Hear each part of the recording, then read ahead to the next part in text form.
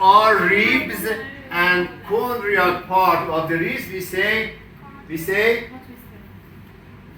hypochondriac at the left and right side. Here at the hypochondriac on the right side, as I mentioned you, we have liver. Here we can have stomach and spleen. Yes? Hypochondriac, yes. On the right. I will show you all the elements that belong to the digestive system and the region that you will be familiar now. Then we can distinguish that. For example, the stomach is in which region? What do you call this? Name these two at the left and right side. What? Flank. Right and left flanks. And what about this? I'm sure you can guess this one. What do we have here? Inguinal. Right and left inguinal region. Right and left inguinal region. Inguinal region.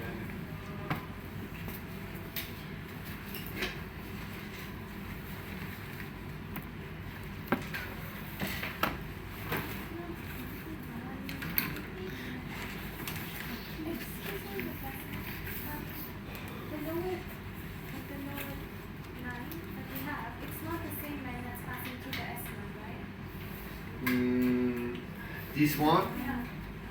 We haven't any line either? We had a line here that passed through S1. This one, yes. Yeah. So like the line that divides the abdomen into several regions, is it the same line? Yes, this one. Between transtubercular, transpyloric, and left and right mid-clavicle, we find all of these regions. No, like we named the line passing from L5 as intertubercular No. line. No. They have not any name. No, you know the name for L5 intertubercular line. Intertubercular, this one is intertubercular. She mean intertubercular line is This one is intertubercular line. Yeah. So like the line that's dividing the abdomen into regions, it's the same line as the one passing from S1. Yes. Yeah. No, I mean if I say this line is transtubercular, I made mistake. This one is intertubercular. That crossed the L5. Yeah. So this one is the line, but this one that cross the promontorium just connect two anterior superior inner spine to each other. It's useful when we are checking the radiograph. So this line that connects the two ends of the iliac crest, it's not the line that's dividing the abdomen and the abdomen. Just the transtubercular. The other line help us to find the bony part. For example, when I find the most highest part of the iliac crest in my patient, when I go back, I can find L4. Yes? Easily we can find this.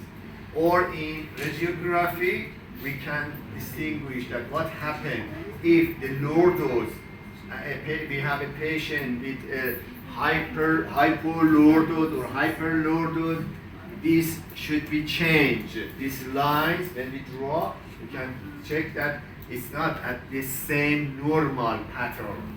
Yeah. The epigastric and the hypogastric portions are with respect to which line? Above of transpyloric, below the transtubercular, between two mid-clavicle. All of these has an address.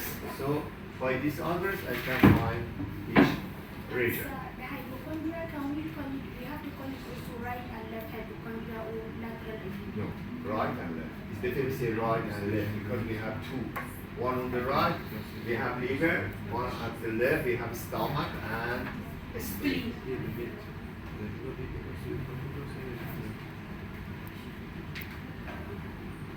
It's a pattern that we can find body parts at the region of the abdomen. Yes? Yes. Okay. And as I draw this picture, I mentioned you the pubic bone, the crest, tubercle, and the ramus of this bone that goes up and down. Okay. Who can tell me about the connective tissue that we have under the skin? What's the name? The connective tissue that we have here. Let us to putting up, bringing up this. Fascia.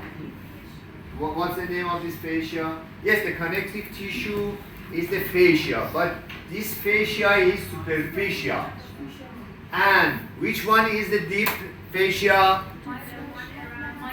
Around the muscle. Yes, any fascia that cover the muscle, we say to that deep fascia. Can you tell me the point or an important point about the superficial fascia at the thoracic region? Superficial fascia at the thoracic region. Did you have any dissection at the thoracic region? I mean, coming to dissecting room. We mentioned these to you when you first time come to check the skin and fascia in dissecting room. What was the point? We did not check skin. When we are teaching you inside of the thoracic, first we separate this. It's just Do the you mean fascia. the pectoral fascia? Yes, in all the parts of our body, it contains fats and vessels and nerves. What is the most important point at the? It protects the internal organs. I'm sure my colleague mentioned this. Yes, they mentioned. Don't get your question. At the thoracic region, the importance of the superficial fascia is this, that it's covered, is contained, one of the content of this is breast in male and female.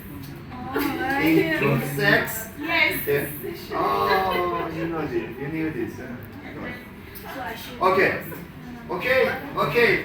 Now answer my question. In abdomen, what is the importance for the superficial fascia?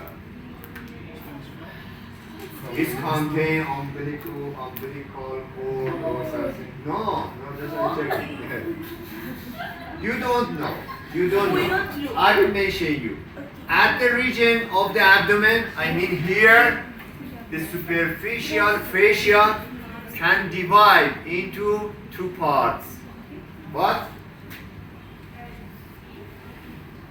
Repeat my sentence. No, just superficial fascia.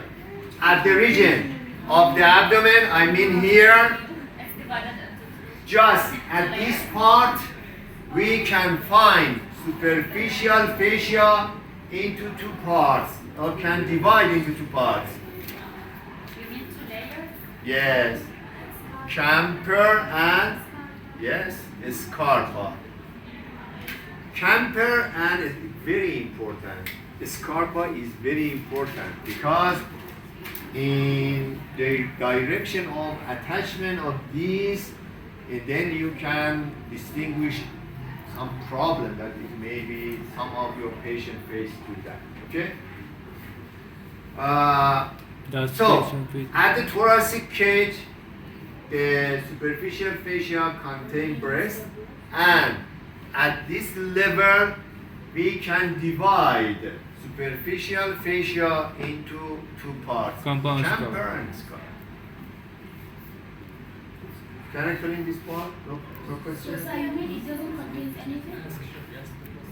Yes, it contains anything same as other parts, fat, nerve, artery, but the important point back to this part. So you mean it's scampa, then scampa at the last If you let me, I'm going to teach Oh, you. I think you are finished. Sorry, I thought you were finished.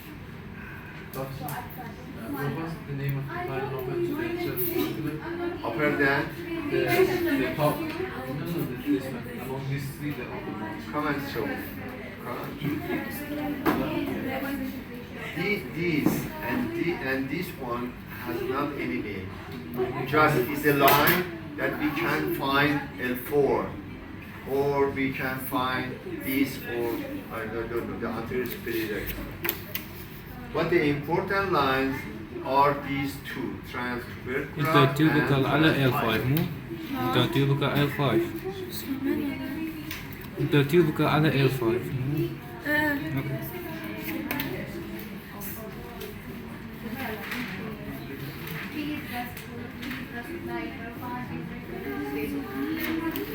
Yeah. We have 5 minutes away. Yes. After 5 minutes, I will start.